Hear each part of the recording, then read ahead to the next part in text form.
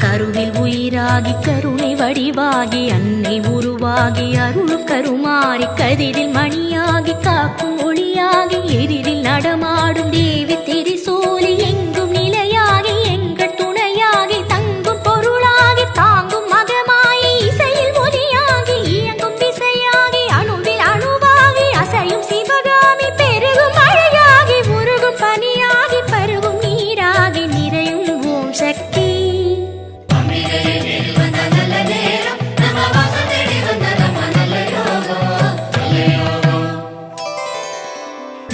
சுவையாகி தமிழின் அமுதாகி குமரி பெண்ணாகி உலவும் சுகுமாரி தங்க முகமாகி மின்னும் தளிராகி எதிலும் முதலாகி திகழும் உபகாரி கற்பு கனலாகி